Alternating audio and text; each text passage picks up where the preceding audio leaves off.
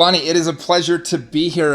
This is an interview I've been looking forward to as you are a branding expert, and it's something that I have been watching a lot and learning a lot more about recently, so I'm excited to be here. Well, thanks for coming. Yeah. It's give us a little bit for people that aren't as familiar with your world. You kind of help people build that personal brand and focus and find what their whole message is going to be, but give us a little bit of background about the business, kind of what it is that you do specifically. Yeah. So we do branding essentially, but a lot of times when people think branding, they just think website logo, and a lot of times they also just think it's for a business.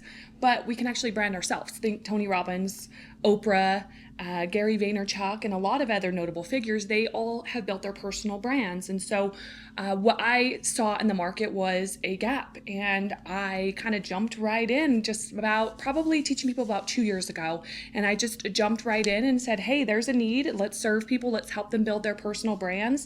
We don't have to sit behind a desk all day anymore. Like, we can literally work from home. I could work from this couch, my office, in there, wherever I want. And that's the nice part about building a personal brand is we have the luxury of doing that. And so just a little bit in terms of what that entails. It's not just the website and the logo, like I said. You have to go deeper than that. You have to go into your why, what transformation you want to provide, what you really do. Do you really even enjoy doing it? And those sort of things before you can even put content out online that resonates with your ideal clients, and that you're speaking it in such a way that you're really highlighting your expertise. Does that make sense? Oh, yeah. Okay. Yeah.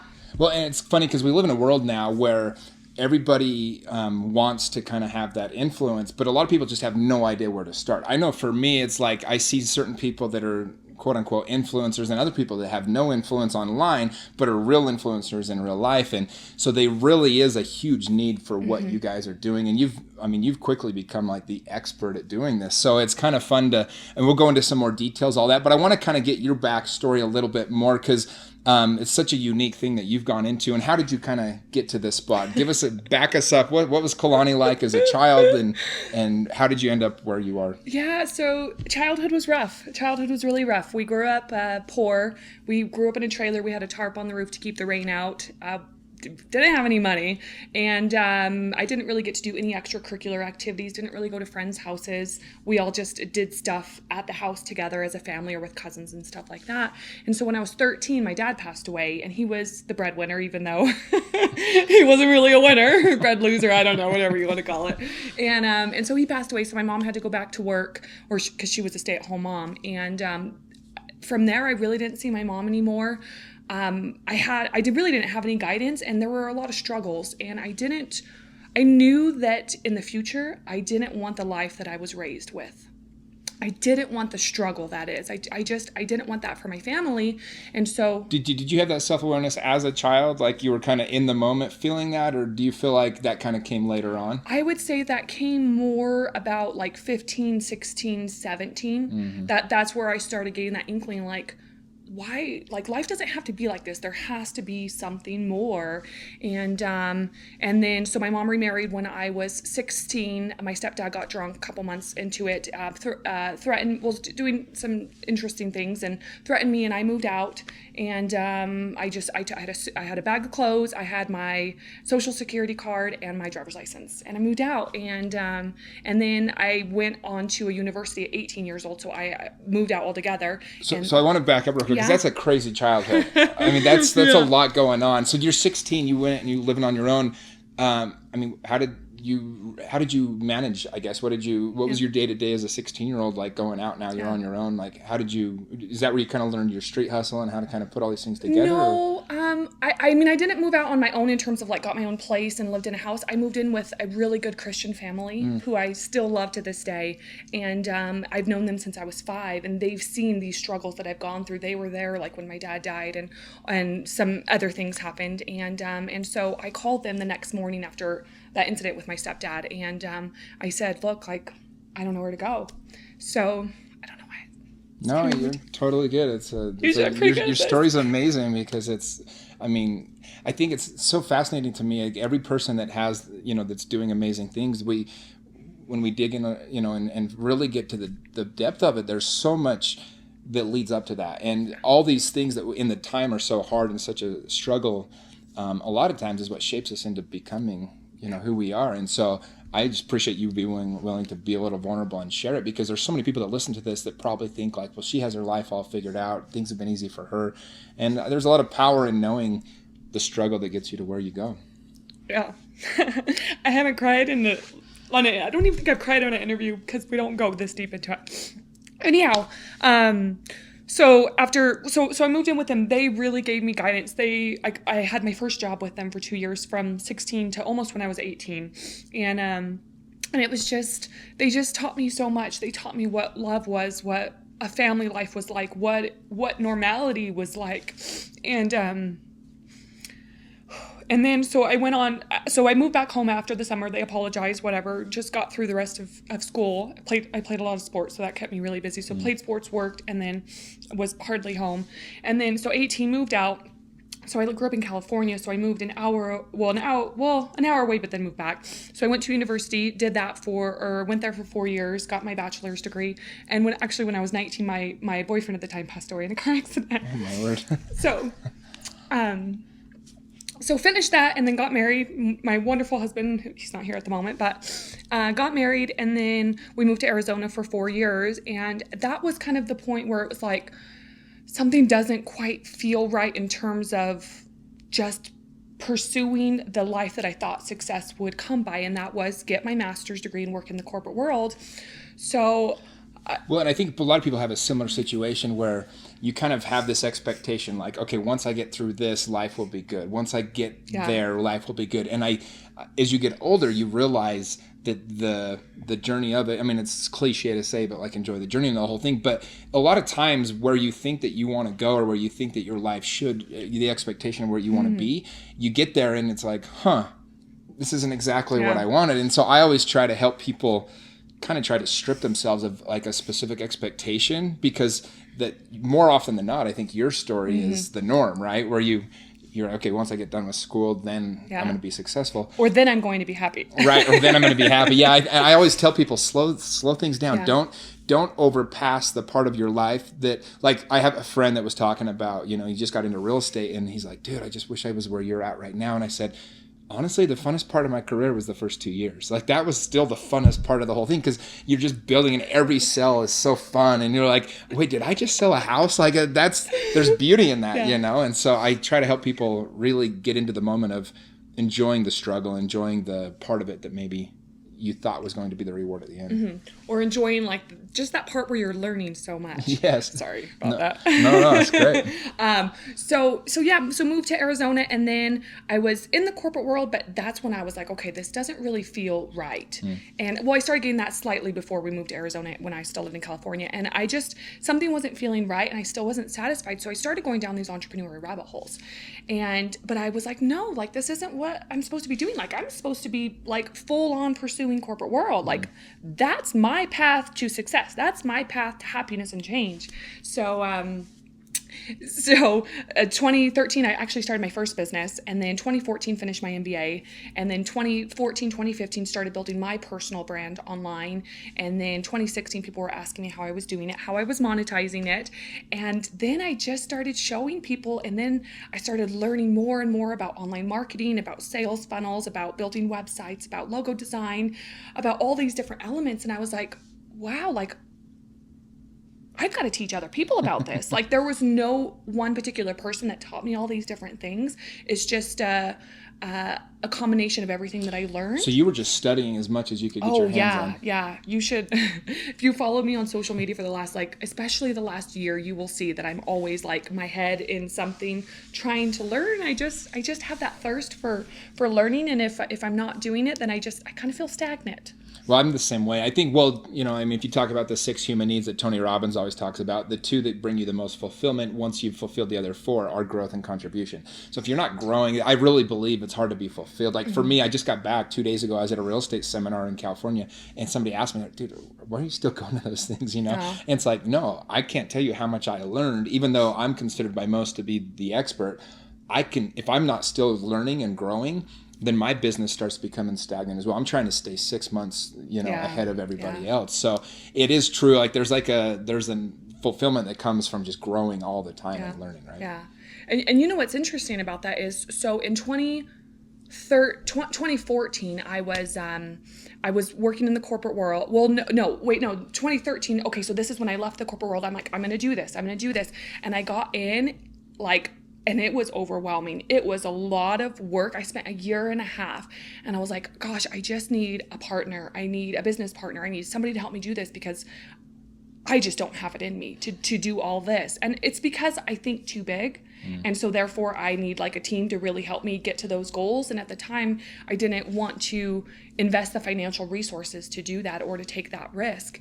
And then I got, the corporate world came back to me. They sought me out. I didn't even seek them out. And they said, Caloni, look, we have this position opening up in operations. Can you come and work for us? And so I thought about it, and I was like, you know what? Like, that's what I thought success was. So I went back, and then I was like, no, like, I'm not challenged. I'm not seeing my direct impact on the client or the consumer. I don't feel like I'm impacting lives. I'm limited by my job description. And frankly, like, I just don't like it. So then I left, and that's when I'm like, okay, like, time to start doing more of this. So did you have something else lined up when you left, or were you just like, I know I'm going to make this work. I need the time to work on it. I'm going to jump and take that risk without. We actually moved to Utah from Arizona, so I had to leave. Okay. And I was supporting my husband. I've always supported my husband's career. And then I was working actually for the federal government at this time. And but that I was able, my work was so flexible that I was still able to work like 40 hours a week, doing my own thing too, because I was able to work from home for half of it. And so then I took that jump one day. I took that jump, and I said, this is it. Like, if I don't go all in, like, I just can't make this successful. Or at least that's just how I am. I give it my all. So did you sit down with like a business plan and have it mapped out how you wanted to do it? Or did you just say, okay, I need a client? And tell us about getting your first client and what that was like. I did not have a business plan. I have built business plans. I built business plan for my previous business and things like that. For me, like, because I have my MBA and I understand the overarching structure of a business and how to do it, I didn't feel like I really needed that business plan. And part of it is you figure it out as you go. You have to learn to pivot. And just even for me, like, I feel like I've pivoted since last year, just in different things that I'm doing. And I'm sure next year I'm going to pivot again based on what I'm really enjoying, ways that I can even improve even more, how I can serve more clients and things like that. And so, no, I didn't have like a set thing, and I just knew, like, I'm going to figure it out. I just went all in. I love it. Yeah. So when did you get your first client? Tell me about that experience. So my first big client, I met him at an event, and I said, look, this is what I do.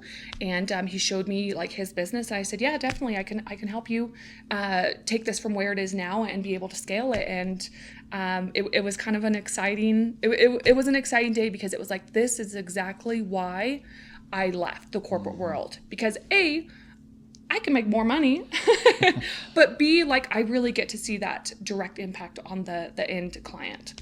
Yeah, there's a fulfillment for sure that comes from that as well, right? You like actually watch, it's kind of like in real estate coaching is what I do. And, nothing's more satisfying when somebody that you're kind of helping, you see them have that success, and it really lights you up. Yeah. And so what are a few of the main things that you do to help somebody build that persona, or I guess that online, presence now? So let's categorize into two different categories. We have the newbie who is like, hey, I want to be an influencer, whether it's a social media influencer, a coach, an author, a speaker, a network marketers generally know what they are, but then they have to, become something else, like a coach or something. Yeah. Or real estate agents. So we have the newbies who are like, hey, this is kind of what I'm doing. This is what I want to do. I don't even know what content to put out on social media. I don't even know what to call myself. I don't even know what the heck I'm doing. Like, website, like, what the heck is that? Just kidding, I know what that is. Right. But so there's the newbies, and then there's more of the advanced entrepreneurs who typically have at least one product or service that they're already monetizing. So they've already validated that. They are already putting out content in the direction that they want their personal brand to go in the future. They are already working with clients, or if they're not working with clients, they're selling their products and services. And so let's break them down into those two. So yeah, that'd be perfect. So like the newbie, when you get a new person comes to you. So the newbies, they're a little bit more challenging to work with, I would say, or they take or it takes more work on my part because we have to sift through everything that's going on in their head and everything that they want to do from, I'm just gonna make a fitness coach, for example. Is that a good example for your audience? One. Yeah, okay. So, I want to be a macros coach. I want to be a CrossFit coach. I want to be a mobility coach or a yoga or, something like that. But the problem that they go into is, hey, I just want to be an influencer. I just want to be a coach. So I'm going to serve everybody so they don't niche down. Where that they're not staying out in a saturated market because everybody's doing that. So how can that newbie or that individual niche down? Can they maybe go into mobility? Can they maybe just focus on the CrossFit side of things? Because you have to find a way to stand out, because if you're speaking to everyone, you're speaking to no one, really. Yeah, and I think there's so much now too. It's not like you're going to be first to market if you're trying to do fitness online, right? Like there's so many people doing. We actually had a guest on the podcast, Miranda Alcaraz, and she it was funny because she was well known in the CrossFit community, but when she really blew up is when she was pregnant and she started doing the workouts pregnant. It was kind of more niched up and everybody was like, oh my gosh, I can work out like if she can do it pregnant, and it kind of really gave her audience, and now she's very successful with her online presence and everything else. But so that's the first thing you're doing, is trying to help people niche and go through the process of kind of figuring out their why. And we have to get clarity on it first for the newbies, if you will. We have to get clarity before we can do any sort of branding, before we can even do any sort of photography shoots, video shoots, website. So how do you help somebody come up with that why or the what? Typically, it's based on what we get out of them. So we do different like brand attribute exercises where we'll go into, what they want to be known for, different words that really stick out to them, what they enjoy doing, really. And they may have already kind of be working with people maybe on a free basis. And so we'll also take a little bit of their experience there. But I let them tell me all the information, and then I just kind of sift through it and then help them put it together. So we give them clarity. So we have a ton of different exercises. I like to call this my brand foundation, where we just go through a ton of different exercises, and it takes about 2 to 3 weeks to actually do this.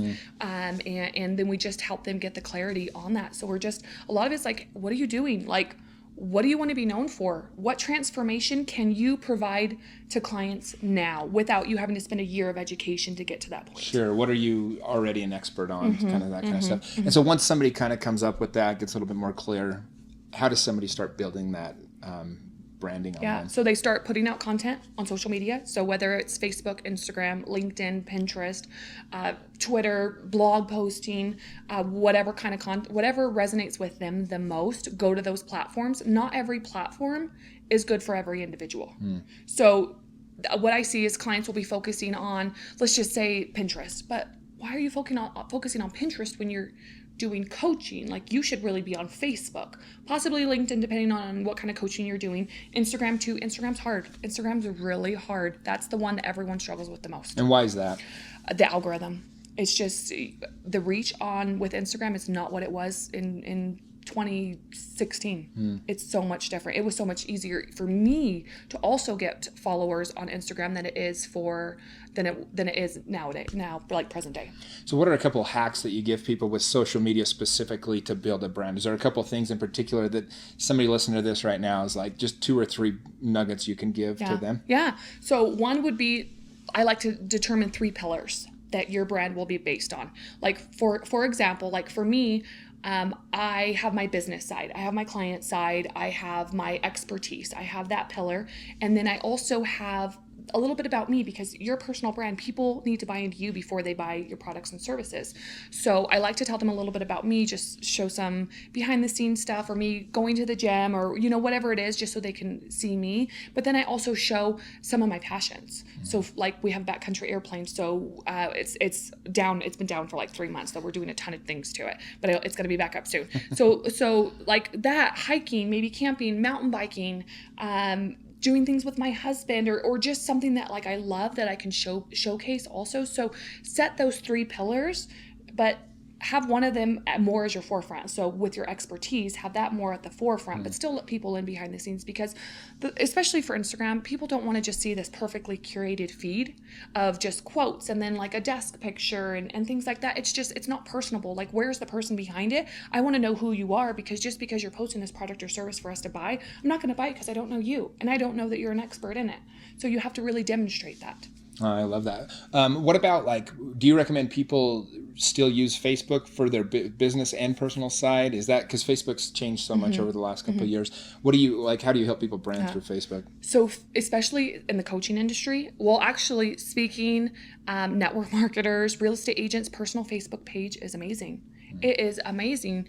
And there's certain tactics that you can use on Facebook to build those relationships with people. For example, you can go and you can send birthday messages to people you don't even talk to, people you're just friends with. Go and send them a birthday message. They appreciate that. That helps build that relationship. They may or may not ever become a client, but guess what? They may know somebody else who will become a client.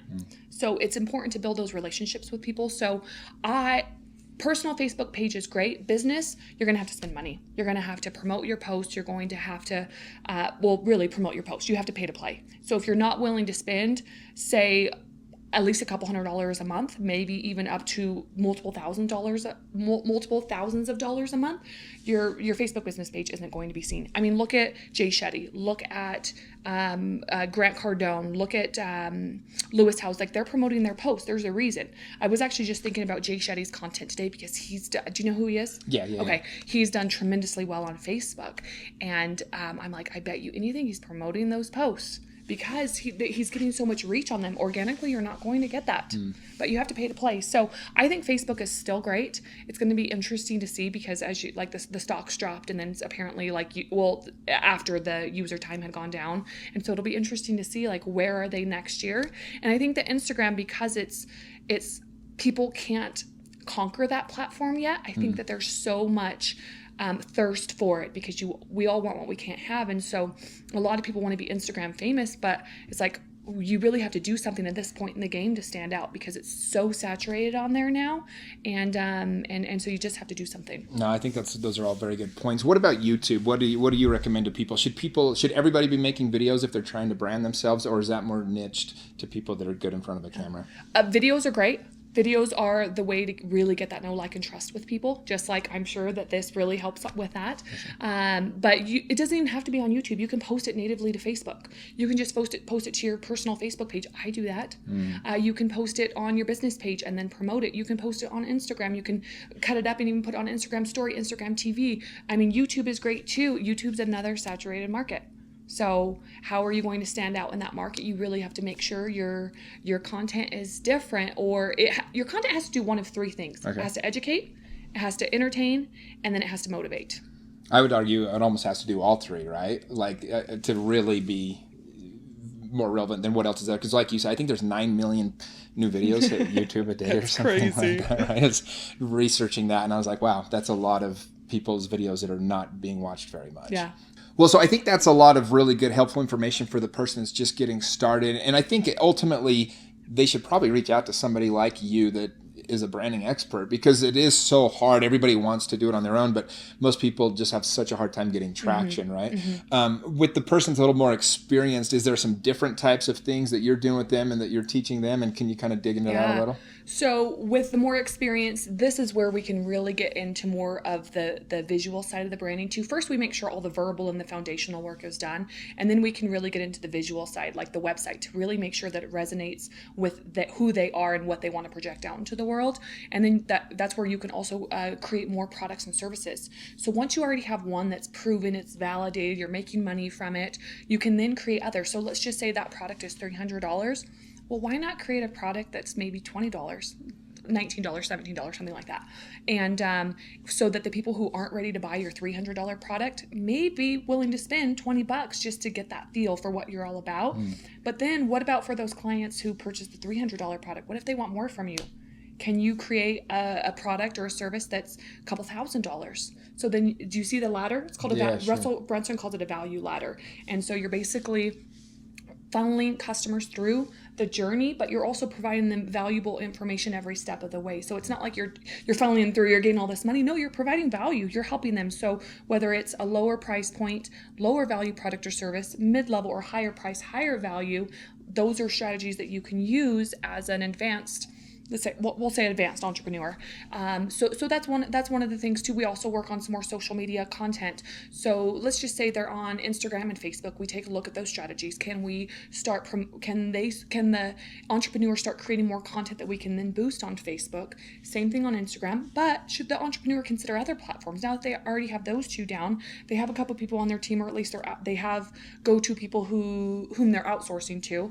Then can they bring on more people on their team and then get to even more platforms? So jump into podcasting, jump into the YouTube world, start getting on Pinterest and just creating those like iconographics. Pinterest is actually a really good lead. I'm not going to say like potential client lead generator, but lead generator in the sense that you get their names and emails and then you can build that relationship from there. Yeah. Pinterest is still good because it's a search engine. It's not a social media platform. Well, and I saw a graphic one time. It said that like your average thing on, I think Snapchat was like 5 hours it stays. Instagram was like 24 hours. Facebook, I think, was like 18 hours. And Pinterest was like 2 weeks. Yeah, You know, it's like, yeah. stuff does remain in people's eyes longer because of the search quality of it, I think. So back in March, I think it was March, we put a lot more emphasis on Pinterest just to test it out. And June was my highest viewed month with 100,000 views on Pinterest. And we didn't do any work for like 3 months on there. We didn't do any more posts unless I was on there and I was browsing. I just saved it because I liked it. But we weren't doing any work on there. And I had 100,000 views 3 months later.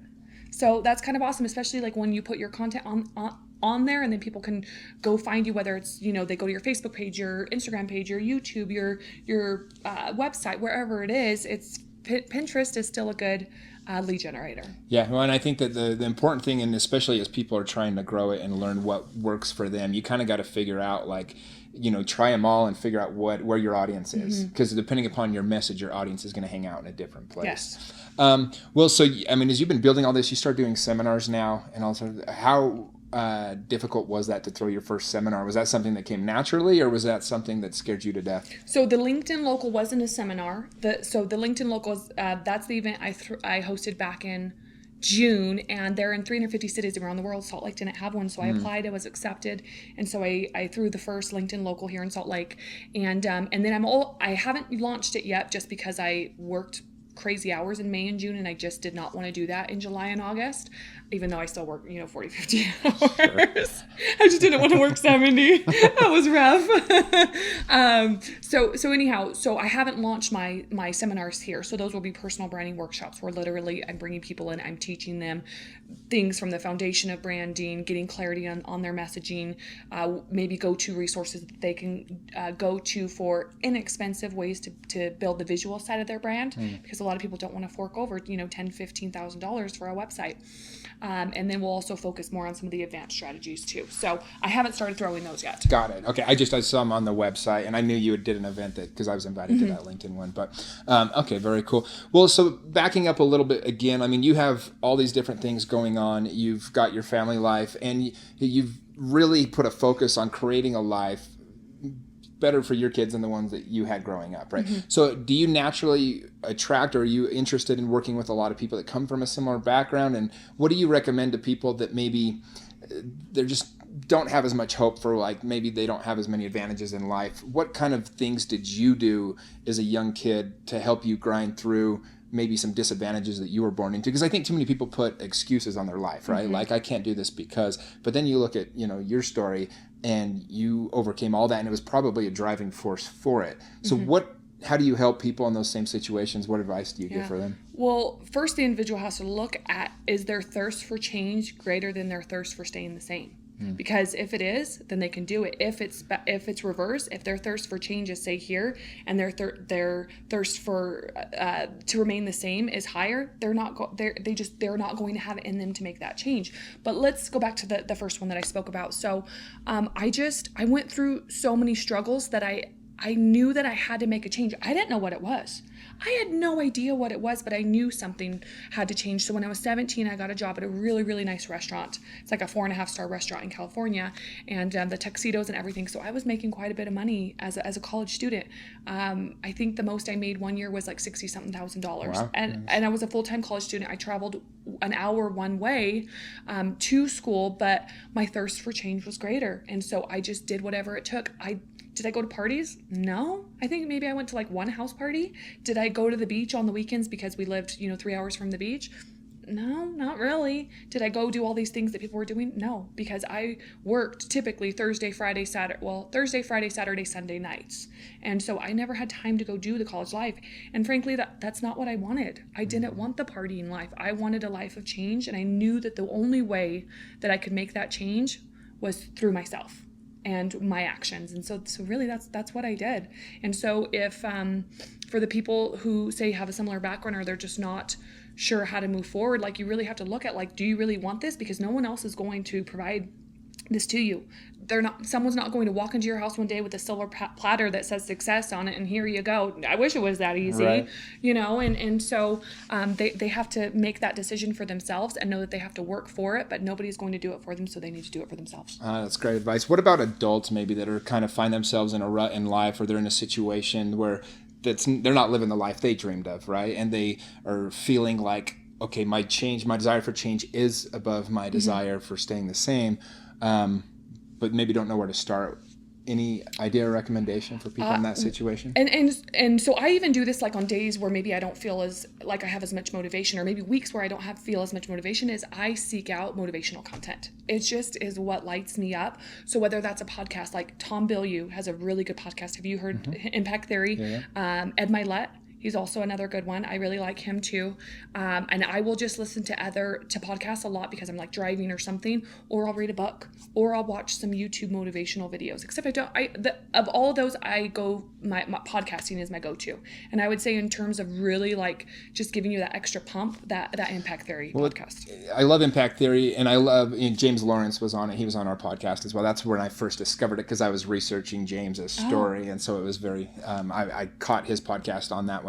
But one of the things I love about certain podcasts, like what I've tried to do with this podcast, is create where people can see like kind of how you built it. That's my favorite podcast. And they interview, top CEOs of whether it's like, Jamin John or, the guy that started Vans or whatever company it might be, right? Just very popular, iconic companies from Instagram, all these other ones. And I like to try to find threads or clues, nuggets of information where you see kind of those people, how they built something. And then I try to incorporate that into my own life. That's one of the reasons why I like to have different business owners and entrepreneurs on my show, because every time I interview one, you can kind of get a little bit more of an idea for what it takes to do that. And so I do believe that's a great advice, I guess, for anybody looking to make change. If somebody has a bad branding or bad reputation, is there anything, as a branding expert, what does somebody do in that situation? Or maybe they've made a mistake in life, or they've done something that they've kind of branded themselves in a negative way. Yeah, I think just coming clean, really. So say if it's something that you've done that your audience obviously knows about, say maybe you had a really bad client experience and this client just, ran Facebook ads. Sure. Demeaning you. It's just coming clean about it, because what people want to see is they want to see authenticity, and that word is so overplayed right now, but they want to see that you're a real person, that you make mistakes, but you're also willing to be man or woman enough to be able to admit them, because if they know that there's something fake behind the scenes, they're not going to buy into you. They're just not. They will smell it from a mile away. They'll smile as well. You know what though? There's so much truth in that. I was reading the book about the kind of how Airbnb came about, and they made a mistake. Well, early on, they had one of the houses that somebody was renting out got just trashed. I mean, just like ruined this girl's life. And she went on and did a blog post that went viral, and it was really like their stock price was going to be, or their valuation before they went public, it was all taking a hit, and everything was kind of going against them. And they got some advice to just, come out, apologize, come clean for it. And it was funny because what they said is once they did that and they just owned up to it, that's when they instigated a $50,000 guarantee on any house and all these other things. And it was like there was this mob of people that wanted them to fail, this mob of people that was like after them. But once they came clean, it kind of left them nowhere to go. Yeah. And they just went away, right? And I think it's one of the things in 2018 that unfortunately there's a lot of angry people behind computer desks. And so you if you just read Twitter all day, you would think the whole world was coming to an end, right? Like on every single thing. But at the end of the day, it's not the reality of how people are living. People go on there, they vent their frustrations or whatever else. But so I do think that there's some equality there where you're willing to be authentic, but not authentic like if you're an asshole and you keep being like super rude. Yeah. It's like be authentic, like let people know when, you know, you're not a perfect human and things like that. Yeah, because when they can relate to the fact that you're not a perfect human, then they are much more likely to buy into you because they know that they're not a perfect human either, or at least I would think most people think that. You know, sure. I don't know. For sure. Well, one thing I love about you is you're, you know, you have this mentality of like you're just going to go, you're going to make something happen. You're living life by design. And I think there's a lot of young women, especially here in Utah, that are looking up to somebody like yourself. So how can somebody, if they want to get more content or learn more what you're doing, follow you in your journey from here? Where's the best place for people to go? Facebook and Instagram. I mean, I have my website, calonimichelle.com. I also have my company website, brandstrom.co. Com was taken by a family in, I don't know, Europe somewhere. Sure. But yeah, so either my websites or Facebook or Instagram, and probably those two platforms are the best. Just send me a message and let me know how you heard about me, and then we already have this automatic bond. I love it. Well, thanks so much. I mean, there's so much to take out of this and so much. I'm going to probably be coming to you for some advice and some help as well. So hopefully that's okay. Yeah. All right. Thank you so much. Thanks.